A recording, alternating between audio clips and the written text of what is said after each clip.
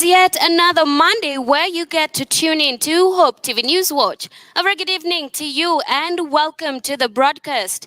And as we conclude International Women's Month, later on tonight, I'll be joined by Marsabit Woman Representative Honorable Naomi Wako to challenge this year's International Women's Day theme, Invest in Women, Accelerate Progress in Relation to Politics. My name is Gloria Musimbi, and on the sign language interpretation is Boniface Mirithi.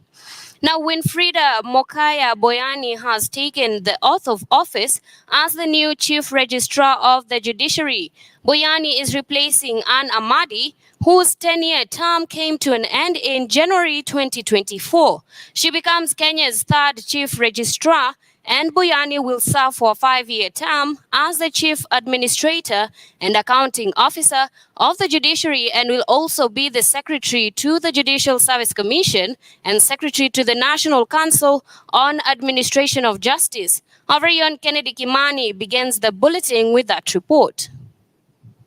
Boyani Mokaya. And with that, Winfrida Mokaya Boyani officially assumed office as the new Chief Registrar of the Judiciary following her swearing-in ceremony at the Supreme Court in Nairobi. Her swearing-in comes a week after the month-long competitive recruitment exercise where the Judicial Service Commission settled on her. While taking the oath of office, Mokaya says she was aware and ready to deliver what Kenyans want from the courts. I assume this office cognizant of my 14 years in magistracy that gives me a strategic view, practical socialization, and a deep understanding of the working environment. I fully identify myself with the critical role that judges and magistrates play day in, day out in execution of the judiciary's mandate. With this diverse background, I am confident that my office will ably support and facilitate the judiciary leadership, judges, judicial officers, and staff in the discharge of their mandate. Chief Justice Martha Koome, who presided over the swearing-in ceremony of Mokaya as the new CRJ, urged her to champion for institutional innovation and revitalization. Nothing was done in the past should be trashed unless if it was banned. But you will also strive for continuous improvements in our administrative processes and responsiveness to the citizens that we serve. So I urge you to be a champion of institutional innovation and revitalization, steering the judiciary towards remaining fit for purpose and effective in a changing environment. I have no doubt whatsoever, Chief Justice, that Mokaya will serve you and will serve the institution and serve this country. Mokaya, I want to wish you all the best. I have no doubt you will deliver. All you need is to look up and ask God to guide you. Mokaya will serve for a 5-year term as the Chief Administrator and Accounting Officer of the Judiciary. She will also be the Secretary to the Judicial Service Commission as well as Secretary to the National Council on Administration of Justice. You have black symbolizing the people of Kenya. Mokaya has over 27 years of experience in the legal profession, and prior to her appointment, she was serving as the JSC Registrar since 2012. Boyani takes over from Anne Amadi, whose term came to an end in January 2024 after a decade-long tenure. Now, the position of the Chief Registrar of the Judiciary was created following the promulgation of the Constitution in 2010. And as Anne Amadi exits the office, she leaves as the only registrar to have sworn in two presidents, that is former President Uhuru Kenyatta in 2017 and President William Ruto in 2022. Kennedy Kimani, Hope TV Newswatch at the Supreme Court buildings, Nairobi. Thank you, Kennedy Kimani, for that report. Now, Kenya Union of Clinical Officers, KUSO, has raised concerns which they want addressed within 7 days, or else they will go on strike. Speaking during a press briefing, KUSO Chair Peterson Washira said some clinical officers have stagnated in one job group more than 2 decades, noting the government is hindering upward mobility of health workers. And as Nelias Wanjiru reports, the union will now be joining other medical officers officers in the ongoing strike if their grievances will not be looked into. Solidarity forever. Clinic officers have issued a 7-day strike notice unless the government and 47 counties resume negotiation on a collective bargaining agreement.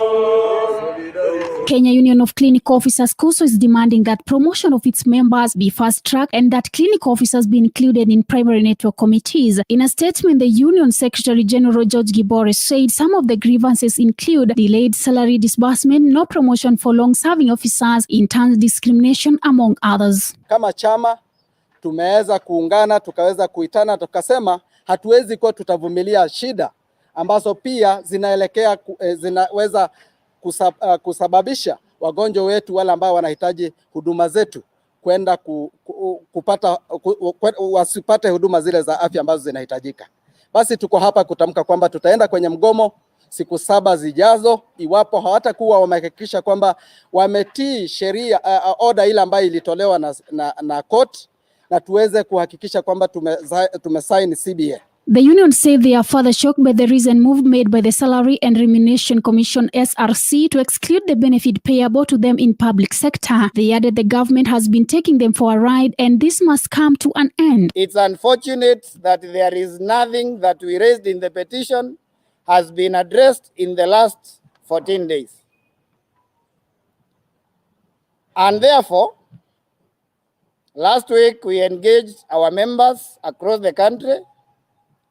And last evening, the National Advisory Council of the Union made a decision that we are calling for a strike and that we have to issue a 7-day strike, the strike to commence on Monday, that is after the midnight of Sunday.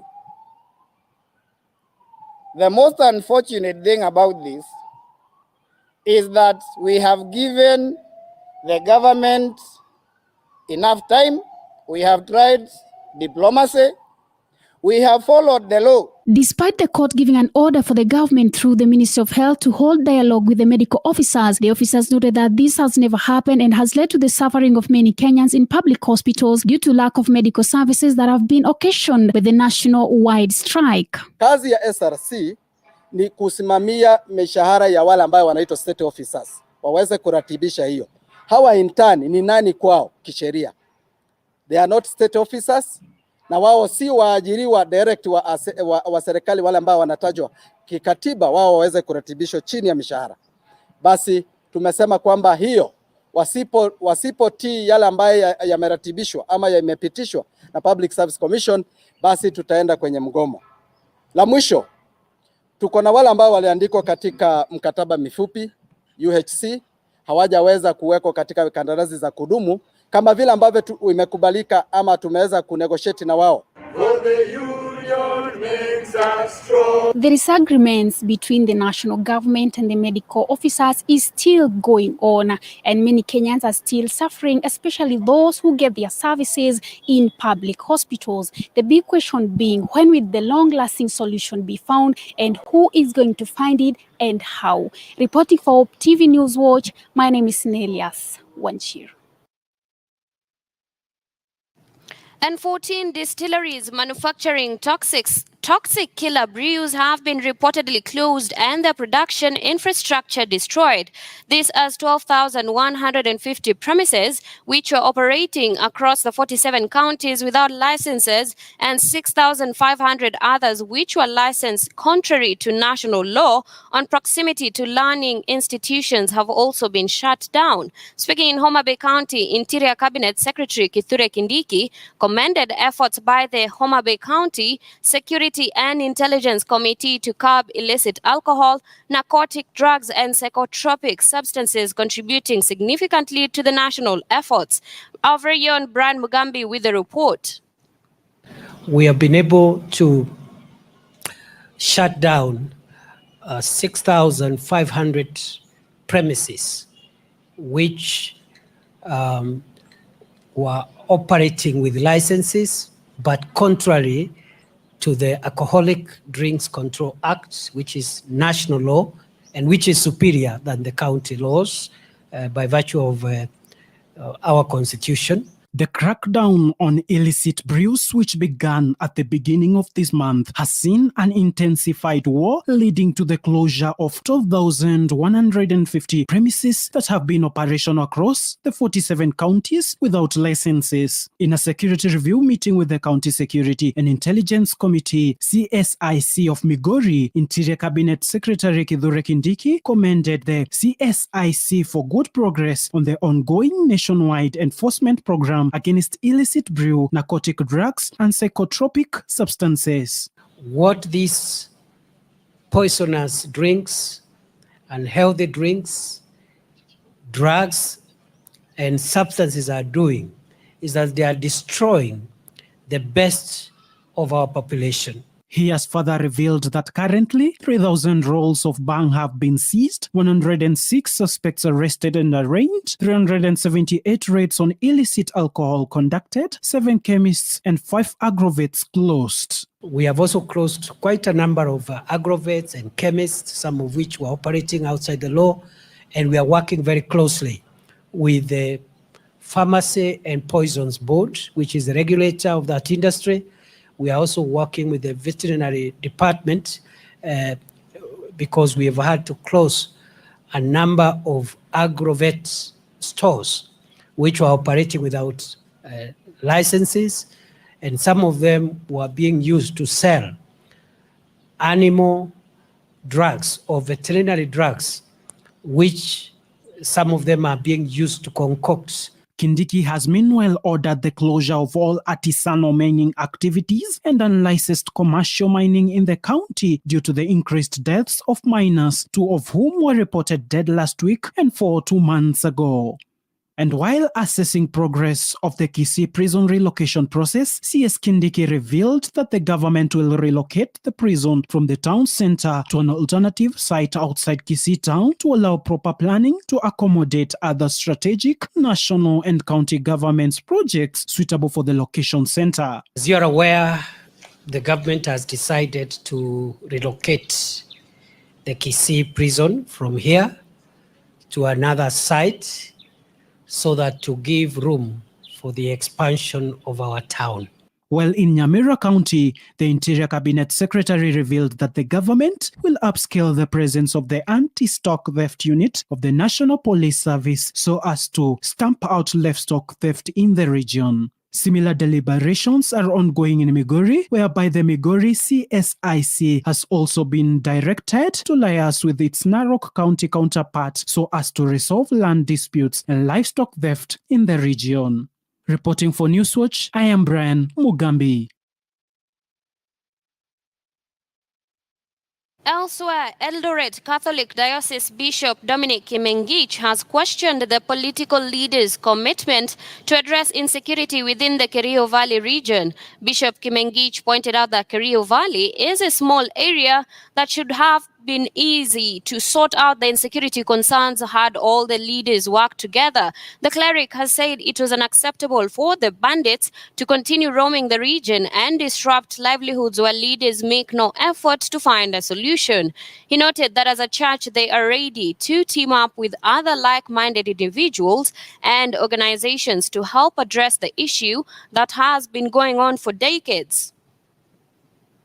Lazima tusaidie watu wa Kerio Valley wapate amani, kwa sababu vile tunaona mambo inasoroteka, usalama inaharibika, kuna watu wengi sana wametoroka makwao.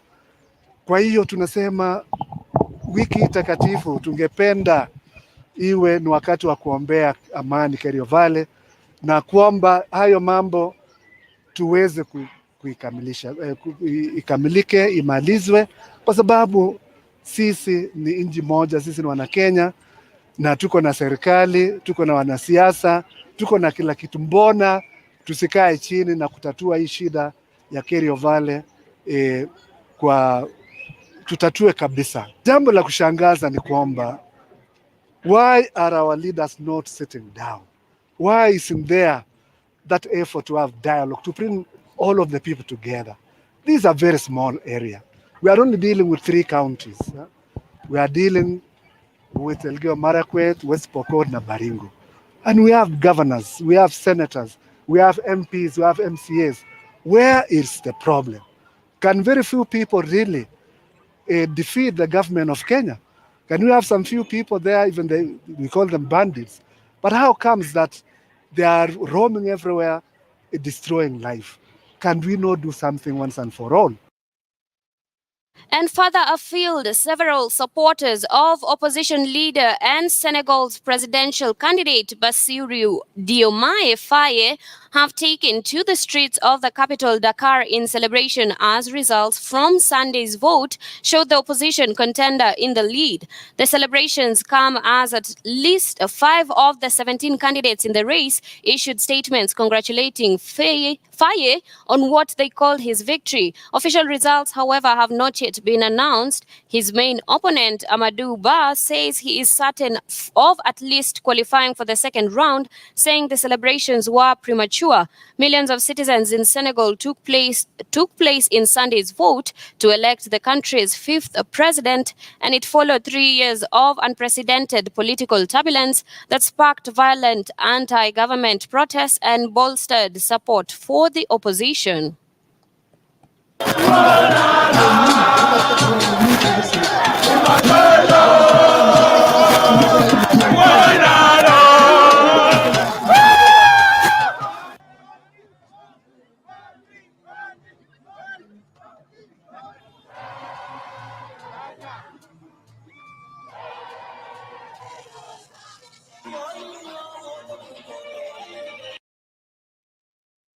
That we take a short commercial break. Stay tuned for more news updates.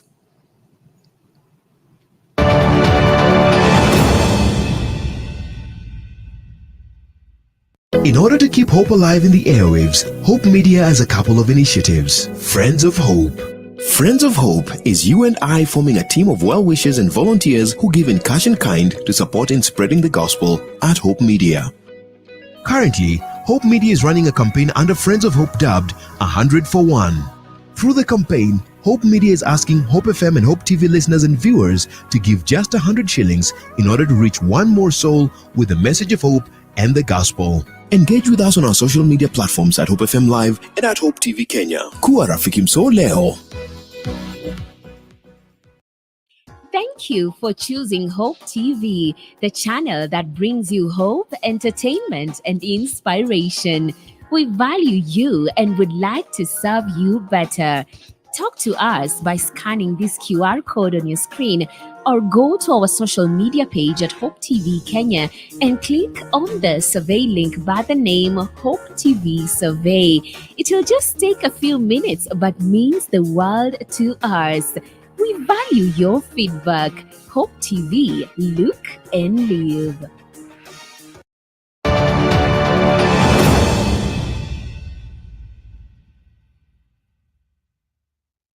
Now, the Family Group Foundation has emerged second runners-up in the Best Impact Initiative Award category at the 6th edition of the annual National Diversity and Inclusion Awards and Recognition DIA Awards. DIA, in a statement, said the award recognizes the foundation's unwavering efforts in empowering women in informal settlements through technical, vocational, and entrepreneurial skills development in construction. The DIA's award celebrates and honors individuals, organizations, and institutions that have made significant contributions to diversity, equity, inclusion, belonging, and sustainability. And second runners-up, Family Bank Foundation.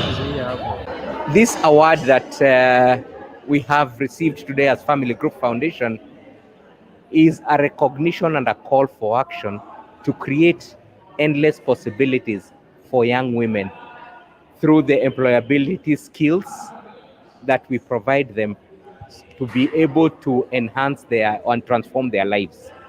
But it's also a call to other like-minded institutions that the journey is far from over, that there's a lot more that we need to do in order to reach more people with the whole agenda of diversity, equity, and inclusivity of vulnerable and marginalized communities in our country, Kenya. This award is out of the work that we are currently implementing in the informal settlements of Nairobi, where we are providing technical, vocational, and entrepreneurial skills to young women in construction.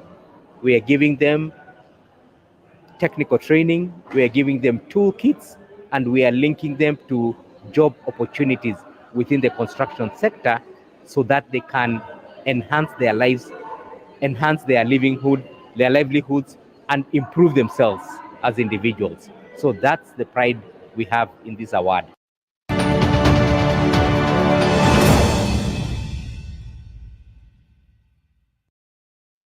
Making headlines on local sports news, 25 coaches are awaiting their graduation after successfully completing a 6-month FKF CAF A course at the Kenya Institute of Special Education, KISE, in Nairobi. The coaches completed the CAF A exams on Friday. That was overseen by CAF Inspector Abraham Mebraru.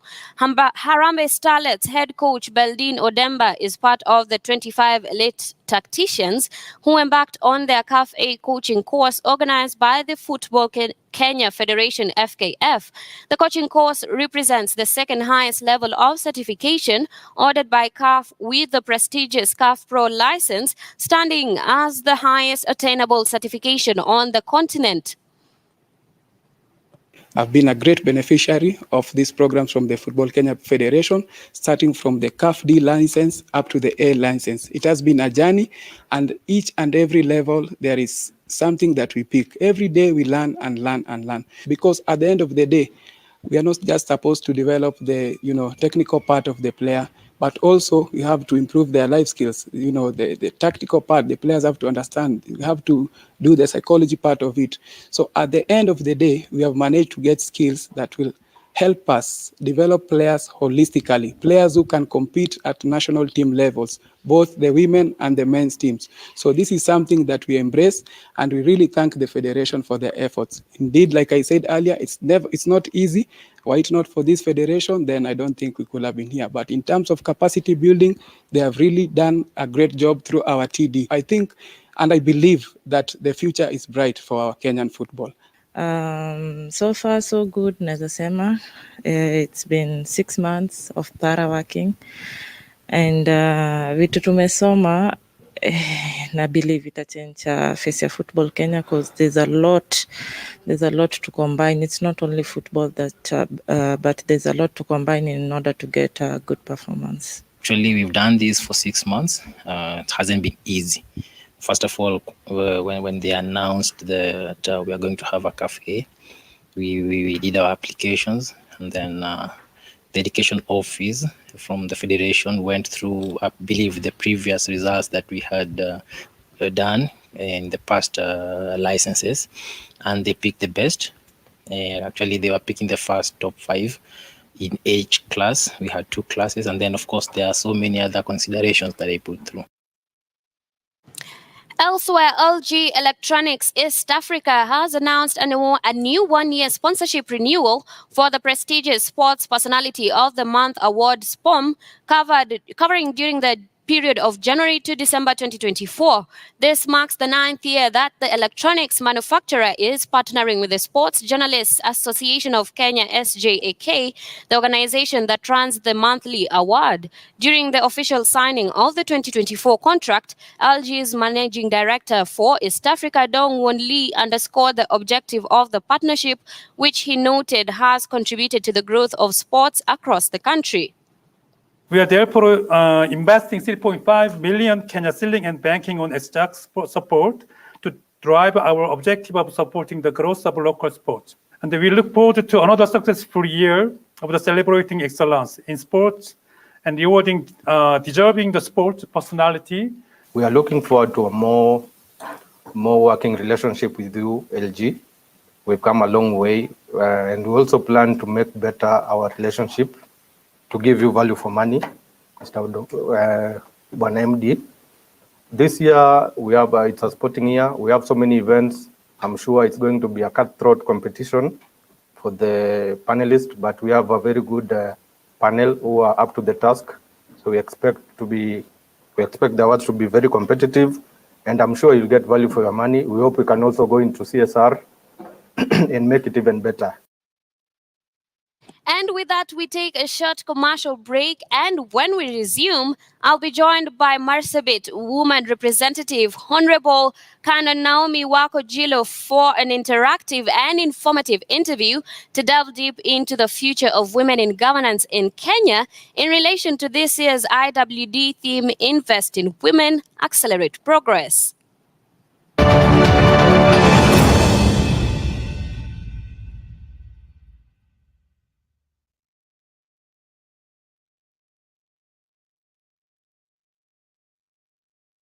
Hope TV is where you look and live, with an excellent selection of the best Christian programming consisting of local and international content of inspirational stories, talk shows, Bible commentary, youth, health shows, children entertainment, contemporary gospel music, extended times of worship, live broadcast, news, movies, drama, Christian ministry programs, and so much more.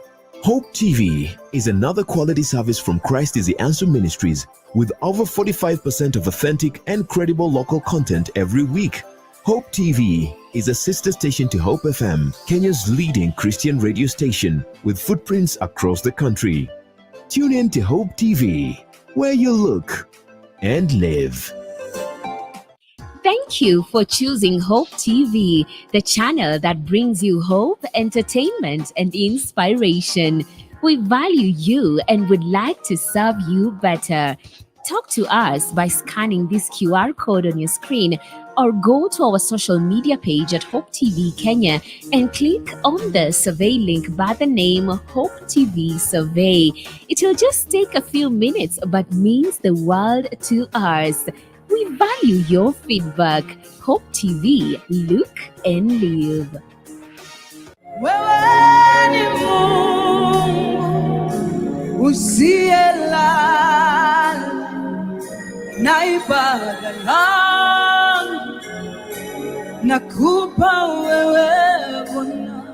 To get Wewe ni Mungu by Evelyn Wanjiru as your Skiza tune, SMS the word Skiza 88300028 and send to 811. Hope Skiza, spreading the hope.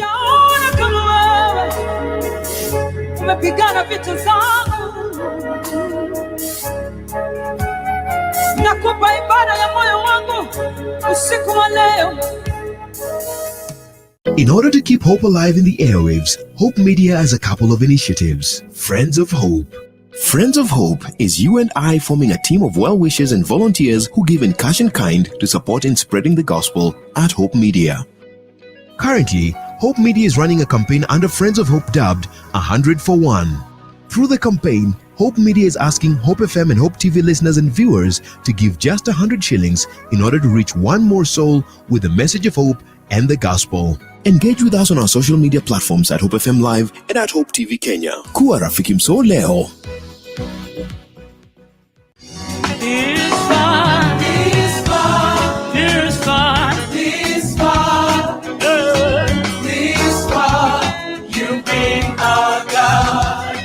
To get Ebenezer by Jane Allaire as your Skiza tune, SMS the word Skiza 88300023 and send to 811. Hope Skiza, spreading the hope. Ebenezer, you be our God. Ebenezer, Ebenezer, Ebenezer, Ebenezer, oh, Ebenezer, you be our God. This far. Panda tukupandishe on Go Entertainment this new year on GoTV bila kulipia extra. Kama uko on GoTV Lite, lipia GoTV Value. Utapata kufurahia GoTV Plus. Tayari on GoTV Value, then lipia GoTV Plus uenjoy GoTV Max. Kama wewe ni wa GoTV Plus, lipia GoTV Max ujinice na shows noma kabisa on GoTV Super. Furahia the best sports, international shows na local shows una like free. Download GoTV Stream. GoTV. Love it. I've actually been trying to find a balance. It's been really tough and hectic, but everyone says once you get a hang of it, it becomes better, and I don't know, but I'm hoping to find the balance soon because it's really been hectic. But you've been in the job industry for a long time, so I think you would know better. Cindy. Huh? What time is it? I need to catch up on Leadership Forum. Do they have a radio here? Never mind. I brought my own. No way. You can't be serious. Wait, why do you have a radio and you can just catch up with the shows on Hope FM podcasts? Really? Even Meet of the Word? I mean, you can find them on whatever platform, name it. AfriPods, Google Podcasts, Apple Podcasts, Spotify, you name it. But I'm not subscribed on any of them. So no worries. You can just check out the latest episodes on hopemediakenya.org. You can now listen to select Hope FM programs on your favorite podcast streaming platform or directly on our website, www.hopemediakenya.org. Listen and live.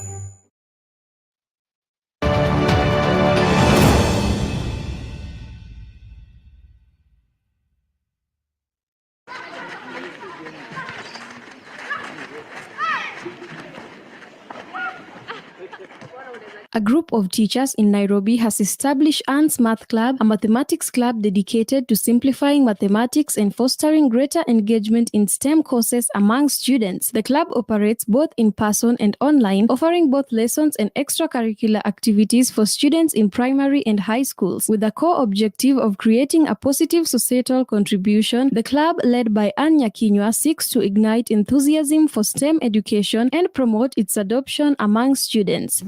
Just more of one of our key goals is to raise a generation of students who will take up this STEM. Welcome to the world of Hope Media, a media unit of Christ is the Answer Ministries that is committed to spreading the gospel of our Lord Jesus Christ through the transformative power of media. Hope Media is dedicated to utilizing various forms of media to spread the message of hope, love, and redemption to all people around the world. Hope Media consists of various units that work together to achieve this goal. These units include Hope FM. Hope FM is your #1 Christian radio station, offering you discussions on current day-to-day issues, inspiring music, life-changing sermons, and news updates, broadcasting 80% in English and 20% in Swahili, with listenership of over 12 million every month. Hope TV. Hope TV programming is designed to inspire, educate, and challenge the viewer with wholesome content to reach various demographic groups, children, youth, and adults, both male and female, with viewership of over 24 million every month. Hope Recording Studios. Hope Recording Studios is a state-of-the-art recording facility that offers high-quality recording, mixing, and mastering services. It is designed to meet the needs of musicians, artists, and other creative professionals who require top-notch recording facilities. Hope Creative. At Hope Creatives, we believe that inspiring graphic design work doesn't just happen. It takes the right people with wild, out-of-the-box ideas committed to the same ideals, working together to make it happen. We listen, we learn, we brand. Hope Digital. Hope Digital is a creative digital unit within Hope Media. We are driven by a passion to creatively express ourselves while influencing you with the same creative energy in online spaces and beyond. At Hope Media, we believe that media can be a powerful tool for spreading the message of hope as well as grow your business through advertisements, and we do this with excellence. For more information regarding our services, please visit www.hopemediakenya.org or call us on 0709 861 180. Hope Media, we keep hope alive.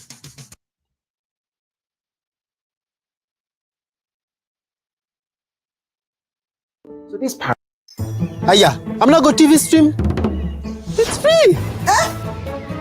Go TV Stream iko mkononi na ni free. Download Go TV Stream app for free. Enjoy live TV na shows kamia nane. Download and watch later anytime, anywhere. GoTV Stream iko mkononi na ni free. Available to active subscribers. GoTV, love it.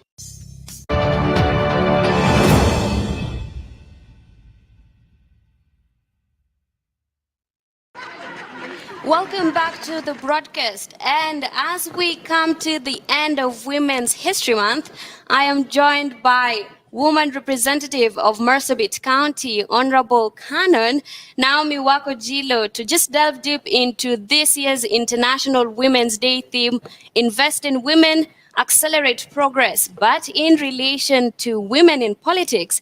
Karibu sana Mheshimiwa. Thank you so much.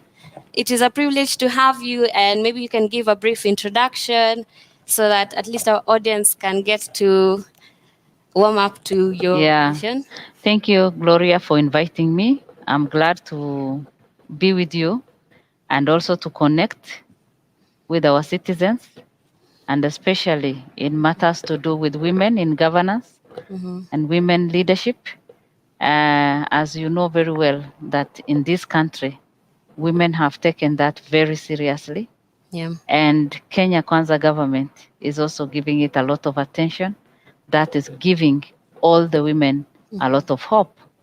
But just to take you back a bit, I want to introduce myself so that at least I can connect well with our viewers. I am Honorable Canon Naomi Wako, and I am women representative, Marsabit County. And these days we say county MP because we represent the entire county. And you know, when you say women rep, people think that you only represent the interest of women, but that is not the case. In fact, once you are a member of parliament, then you represent the interest of the entire nation and especially the place that you come from. Again, as you rightly say, I am Canon Naomi. Some people may wonder, Canon, how? Let me say that I'm an ordained clergy from Anglican Church. Well, I worked with Anglican Church for almost 18 years, having been ordained in 1992. Oh, wow. 1995. 1992 is when I joined Theological College. And after serving the church for quite some time, I was made a canon of Anglican Church. And today I'm in politics. That does not mean that my spirituality has been taken away. I am still a very strong believer. And I know very well that it is by the grace of God I am who I am today. And in addition to that, at the National Assembly, I am the Deputy Chief Whip, a position that our President and the Deputy President, together with the Kenya Kwanza leadership, have found it good to give me. And when I say they gave me, it doesn't mean that I was given as an individual, but it is honoring the community I come from, especially from that part of the country. And so I'm humbled to be here this evening. Thank you. And thank you for the opportunity that you have given me. Thank you. Yeah. Now, as we delve deep now to the interview of tonight, can you share your experience of breaking barriers and making history? It is Women's History Month, and we are here to celebrate you. Now, with you and your recent bid for governorship in the next election, and even being endorsed by the Borana community leaders, how has this influenced the importance of investing in women, specifically in politics? As I get to your question, I have always been encouraged by the word investing in women. Because we know very well as Africans, women have been left behind. We know very well, again, in all our communities, women have a lot to do in the society. They bring up their children. And even even that woman who has not gone to school is able to help and educate her children and mold her children in the best possible way. In fact, in psychology, we are told that 80% of children, you know, are influenced by their mothers. So the influence of the father is just like 20%. That means women are very important. Even when you go back to the biblical times, when Jesus was born, you know very well, both male and women, female, were there. Yeah. But God decided to use that poor woman, just a simple young girl, to save the world. To me, that is very important. Again, when Jesus resurrected, and that also goes very well with the season that we are in, because this is a holy week. And this week is when Jesus entered Jerusalem. And a lot of temptation, and he was, you know, he went through a lot of challenges and humiliation. And at the end of the day, he died on the cross. Who crucified him? Men crucified him. And he suffered in the hands of the men, while women were there weeping and crying. Yeah. When Jesus resurrected, who are the first people to come and see? It is the women. And after they went and passed the information, the men kind of laughed and they said, "Are you people mad?" And if you look at those two examples, it clearly shows that God has always used women. Even to save the world, God used a woman through the birth of Jesus Christ. So when you look at our own context today, or the contemporary world, women have struggled a lot to get into leadership. Forget about Africa, but think of Hillary Clinton. When she vied to be the president, she was such a wise woman, full of wisdom and intelligent woman, bright, you could see that in her, bold, and she was able to move her campaign and everything. But at the end of the day, she lost it to Trump. Can you compare the two figures? You cannot. But just because she was a woman, everybody decided, or majority of the people decided to go with Trump. It is the same thing, Yeah. or even worse for us here in Africa. So the experience of women, and even in traditional, you know, like in my place, in Marsabit, where I come from, amongst the Borana community, we have, I don't know whether it is a myth or a true story, but we had a woman called Habanoye, the woman who sat there and ruled the people. But at the end of the day, what the men did with her, you know, and she was such a huge woman, and as she was talking, moving around, and what they did, they placed her chair, and after they dug a hole of about 50 meters down, and as she was moving around, she went down. So that went with the leadership. That is the belief that went with the leadership of women. But in our today's discussion, you have referred to me and what has already happened. I must say that has really humbled me. Because, you know, when you are a politician, you always dream. And I have been dreaming, and it is by the grace of God that I am where I am. I just want to take this opportunity to thank our current president, because when I was nominated to Senate, he's the one who facilitated the whole process. Yeah. And that has really empowered me and made me who I am. But even before we get to the endorsement and before we get to the dream I have, when I joined the ministry as a woman from northern Kenya, and especially from the Borana community, it wasn't an easy thing. Yeah. And I joined theological college. I joined the college together with my husband. We joined the college and we did our theological training. And at the end of the 3 years, we were both ordained. And I was the first woman to be ordained from Borana community. Today we have several of them. But that wasn't easy because of my culture and again joining the ministry with my husband, my late husband, Bishop Wako.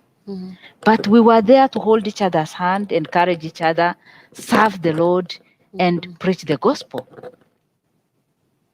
And now I am preparing myself for another thing because it is after he has left me, I decided to get to the community and give my best to our people so that I can teach women on leadership. I can create enough awareness on women matters. I can help the girl child. I can see how we can challenge the FGM that is still there. The early marriage is still affecting our people. So many other problems. And I said, because God has opened me my eyes, my spiritual eyes, and socially again, at least I have been to different places and I have something to offer. That is how I gave myself and joined politics. And I thank God because of the opportunity that I joined Senate 5 years, for 5 years in the 12th Parliament. That gave me enough opportunity to understand politics and also to see how I can, be a national politician and at the same time a local politician. And it is as a result of that today, I sit in National Assembly as county MP and as the deputy chief whip at the national level. And I told you that politicians keep dreaming. And I'm among the people who dream I'm among the people who would want to be the governors in 2027, God willing. Well, I tried and I shared and my people embraced me, especially my clan. And in northern Kenya, as long as you work well with your clan and the community, then you are kind of assured of the next step. So the community embraced me, and in particular, the clan that I was married into, the clan of my husband, embraced me. And when we talk of endorsement or coronation, it is not only done by Kenyans, by our people from Marsabit, but all the Borana community are united under one umbrella, what we call the Gather system. And Gather system is whereby we have spiritual fathers, spiritual local leaders who have been there. The current Abagada is the 71. That means, and every Abagada rules for 8 years. So you can imagine it is almost 600 years ago that this system was established. That clearly shows that, we have been in this system, and Abagada who stays in Ethiopia, once he speaks from his throne, then every Borana, even the one in America, listens to that and obeys that. I remember when we were young girls, when Abagada says the girls should be treated this way and this should happen, you can see one morning everywhere and in any Borana home that is done. So the Gata system is a system that is indigenous. It is a system that is democratic and socially and politically accepted. So the Abagada and all the Borana Council of Elders gathered and they endorsed me. It was a great honor. And at this time, may I just take this opportunity to say that I am so, so grateful and I am humbled by what my community have done. Because being a woman and being a widow, for them to accept me and say, yes, you can lead this community, you can lead Marsabit County, and you have the potential to be our next governor. It is really humbling. So may I say that I appreciate the Council of Elders, because once they have accepted you, it is like you have become an elder. Of course, in Borana community, we don't have women elders. We have women with wisdom. In my community, women are intelligent enough. They give advice to even their husbands. They give advice to the leaders, but they are not supposed to, of course. But these days, things are changing. And by Borana community accepting me and endorsing me, I'm glad that the women coming after me will enjoy that opportunity. So I'm humbled and I look forward. Yeah.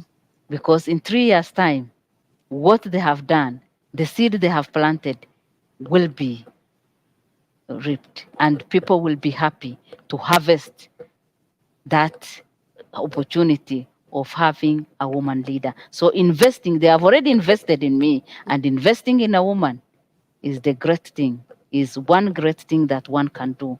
And I want to thank our president again for leading by example and saying, and he encouraged people and said, if you get an opportunity of woman vying for governorship in your county, please support her. So we are proud as women that we have that political will. And these days, even from my own community, people are embracing women leadership because of what they can see. So I'm glad that I'm among the women who will be elected as governors. Yeah, now maybe still on that wavelength, with the G7 strategy launched recently, how can we work collectively to create more opportunities to women political leaders, specifically those from diverse backgrounds, still in the indigenous systems? As you've mentioned, it is from a national and community approach that can be able to empower women in leadership. And what are some of those specific measures that can be put in place as to enhance societal development still from the community stage till the national level? Gloria, I must say that it is not easy for a woman to get to that level, because the opportunities are there for both men and women. But the society, have that perception that it is the male that need to lead. And what a man can do when a man vies for a position of governorship, it is so easy because everybody believes that position belongs to them. And so the effort that woman needs to put in place is like 10 times the effort of a man. And yet you know very well that according to Africa, according to our mind, our mindset, Yeah, true. the women themselves are somebody's property. The husband owns them. So whatever they have, even if you are working, your husband is like he owns you together with all your property. So you belong to somebody. Even if you have several cows, or whether you are a wealthy person or of a wealthy family, you all belong to the man. And so a woman does not have anything of her own. So even if maybe you come from a wealthy family, that wealth does not belong to you. It belongs to the man. And unless the man supports the woman socially, economically, and even psychologically, it is very hard for a woman to get to that position. So what does that mean for a woman with a vision or with that dream? She has to work extra hard. She has to look for money. And sometimes she goes through a lot of challenges. And if you just do a bit of research to see the challenges that women have gone through in Kenya, and especially politicians, they have been humiliated, they have been harassed, they have been insulted, they have been mistreated in different ways, they have been denied opportunities. It doesn't mean that women are not educated. Women are well educated. In fact, for every other human process that we go through, the cycle is the same. From the birth to the burial, to the time you leave the world. Because when it comes to marriage, it is the same ceremony. When it comes to education, you go through the same education system. There is no specific system that is set aside for a man or for a woman. we go through the same system. But when it comes to leadership position, when it comes to governance, people believe that men can do better than women. And it is true that what men can do, women can do even better. Why? Because women are committed. When they agree to do something, we do whatever we have agreed with all our heart, with all our mind, and with all our system. Women are passionate. Women are ready to transform because a woman wants to see the difference. A woman is like that agent of transformation. You cannot compare the leadership of a man with a woman. And how can we now create opportunities for them so that at least they can be able now to fully become the version of themselves, per se, as you said, passionate, committed, hardworking? How can we start from now the women who are not shying away from leadership positions from the community level? How can we now start creating those opportunities for them so that they can be able to show whatever they can bring to the table? Number one, Kenyans have to accept women leadership. It all begins there. You know, the type of mind we have, that this is a woman, this is not meant for a woman, she's just a woman, that will not help us. So number one, Kenyans must accept that women have enough potential and are capable of playing any role in this country. We can even be president today. Yeah. Who said women cannot? We can. Why not? We are well educated. We are committed. We have the zeal and the passion. So why not? So women leadership, both elective and appointive, everyone in our country must first accept. Number two, investing in women. Why invest? Because women themselves have to accept that we have the potential, that we can lead. We have all that it takes to lead this country and bring the transformation that we need. Yeah. For many years, 50 years, 60 years now, men have been leading. We need to see that leadership with a difference from women of this country. So, number two, that investment.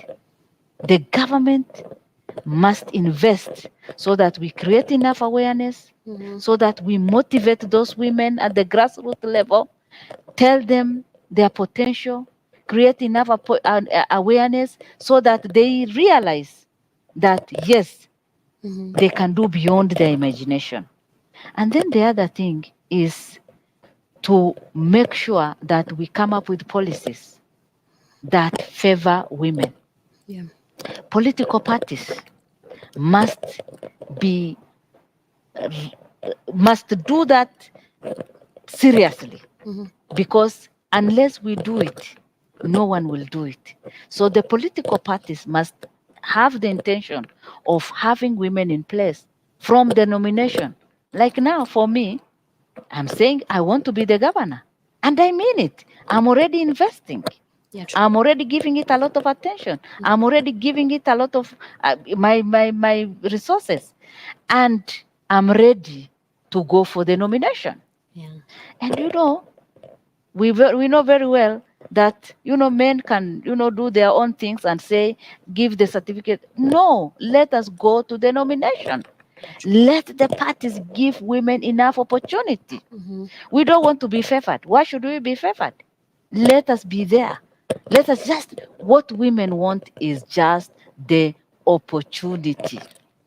What we have lost or missed in the past is the opportunity. So if we can be given opportunity, women can do it, and we can compete with any man. But nurturing that needs a lot of resources. Encouraging women, showing them their potential, giving them the space for them to come out, not to shy off, but to be bold enough. When I say to be bold enough, it is not to fight, it is not to shout, God created us as women, Yeah. and we must accept that. And in that manner, Mhm. we can be able to change a lot. So mine is to just tell women, let us be principled, let us be focused, let us accept, and let us be ready to be used, because Kenya needs women leadership now. And it is this time that women can come forward and lead this country. That is very well said. Now, you being part of the current Kenya Kwanza regime and from both the national and community level, what specific measures or policies do you believe are essential to support women who are trying to get into political leadership so that they can be able to be accelerated as they invest in that career? I think as a country we are trying. We are not doing very well. Because if you look at a country like Rwanda, they are at 50% Yeah. elective, and women leadership in governance and 61%. Yeah. So they are doing very well. All the countries around us, are doing better than us. Yeah, true. And everybody thinks that Kenyans, are better and doing very well. While about 3 times Yeah. the two-third gender have failed in our country.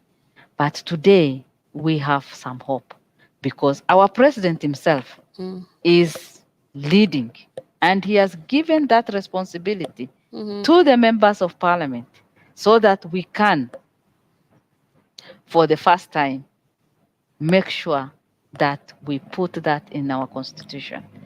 And if that happens, then we are at a good position because we have something that can defend us, that we have something that, protects the interest of women.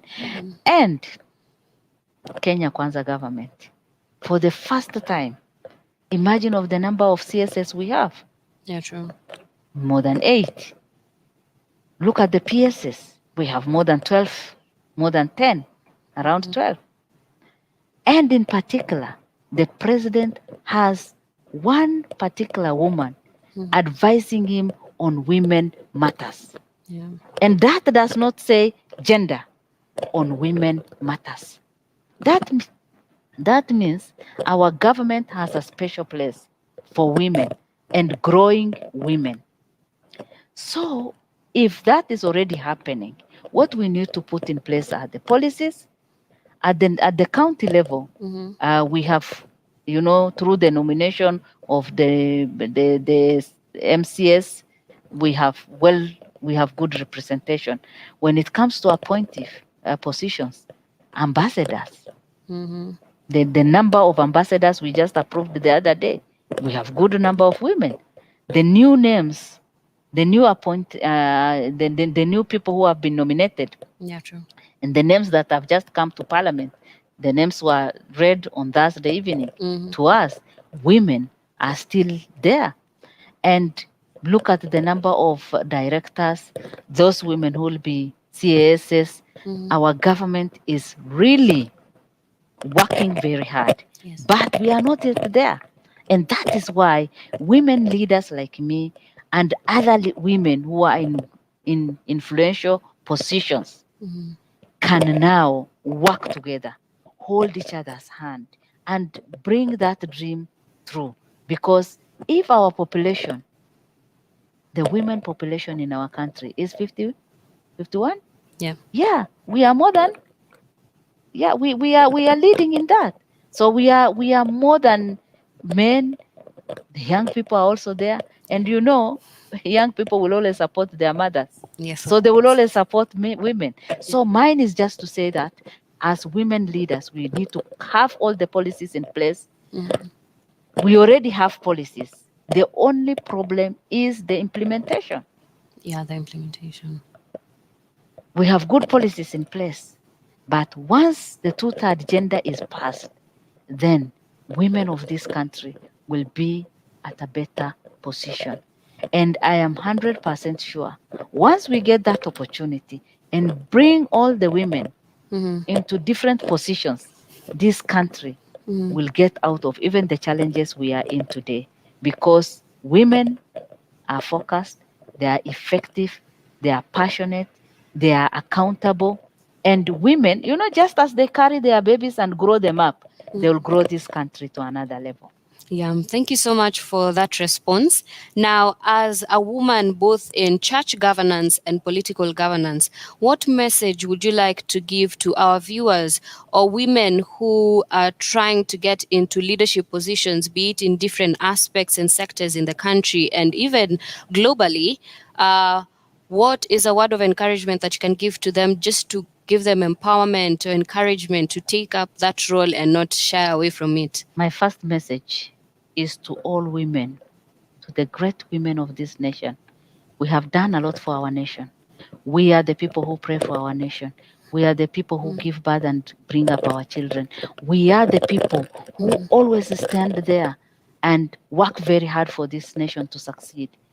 I want to encourage our women to work very hard so that we make sure that you are recognized where you are and you give your best to the nation, to your family, and to the society around you. And you cannot do that just by sitting in your bedroom or in your sitting room. Get out of your comfort zone. Work hard. Let people see your potential. Let people see that you are energetic enough, you are visionary enough to do what you want to do. That is my message to the women of this country, to the government, and to the policymakers. Mine is just to say that this is the time for us to focus on how to empower and invest in the future by empowering our women. We have invested in our girl child, and we can see where our women are today. But a lot needs to be done. So we are the people who are in that position to hold other women's hand so that we grow together. Many are the times that we pull each other as women. We pull each other down. But today I want to tell women that let us forget that. Let us hold each other's hand and work together as a team. When you come to the church and the nation, even in church, the issue of two-third gender is not realized. Yeah, true. Not only in church, let me just use religious circle. Yeah. Let us embrace the issue of two-third. If not 50%, let us try our best to at least get to two-third. Because when a woman speaks, the reasoning of a man and a woman is totally different. Women are very practical. Women understand things very well. I'm not saying men do not understand, but women know what is happening. Yeah. The information that a woman has, the man may get even 2-3 days later. So bring women. Let us be on that table. Let us reason together. Let us have that dialogue and listen to each other, because the way a woman reasons is different from the way a man reasons. When you are in crisis, who is able to solve that problem? It is a woman. Yeah. When the country is in crisis, if we bring on board the women who are at that level, we will easily get out of the challenges that we are in. So when it comes to employment of women in education sector, when it comes to the ministries, when it is employment of people, the other day KRA missed. I must say that. Regions have not been put into consideration. The issue of gender has not been put into consideration. Let us be very aggressive and let us be radical enough to make to bring the changes. The employment that is coming, like now, KWS, Yeah. I expect 50% to go to women, because even when it comes to performance, women are better. When it comes to police recruitment, let us have women. When it comes to KDF, let us have women. And even when it comes to promotion, let us make sure that women are given enough opportunity. And in 10-15 years' time, you will see the difference that will happen to this country. Thank you so much for your response. This has been a very informative, detailed interview, and I can see you are a bold and redeemed woman of God. Aside just from the political side, I am inspired. Thank you. to also get out of my comfort zone. Maybe I can just ask something. Yes. Yeah. Thank you once again, Gloria. I want to take this opportunity to thank you Thank you for so giving much. me this great time to connect with our people. Yeah. And I also want to take this opportunity to wish all the Christians happy Easter, Mhm. because towards the end of the week, we will be celebrating Easter, and Good Friday is coming, Yeah. when we will be remembering the challenges that Jesus went through because of our sins, Mhm. and the resurrection. I wish all the believers happy Easter. Yeah. And again, I know for our brothers and sisters who are Muslims, Muslim community, Ramadan is almost coming to an end. They have done very well because I interact a lot with them. And in maybe another few days, Mhm. they'll be celebrating Ramadan. And I just want to wish them happy Ramadan. And even as they come to celebrate, I just want to wish them all the best. And let us all maintain peace and have that spirit of coexisting, and make sure that, we support our government, Kenya Kwanza government, which is passionate, is working very hard. I also want to congratulate our president. Our economy, the dollar has come down, and we have a lot of hope that in 2 weeks' time, it will get to maybe 115, and Kenyans will celebrate. Let us continue supporting all the farmers, because this is the time they need to prepare their land and plant. Distribution of fertilizers, in some areas, some seeds are also distributed. Let us encourage so that we can be self-sustaining, and so that we can grow our own wealth and enjoy the resources that God has given us. And thank you so much. Thank you so much for being with us. I wish you would be able to continue, because there are so many things that we can address so as to, delve deep into how we can better our nation. And we sadly come to the end of our bulletin tonight. I am Gloria Musimbi, and on the sign language interpretation has been Boniface Mirithi. Have a blessed night.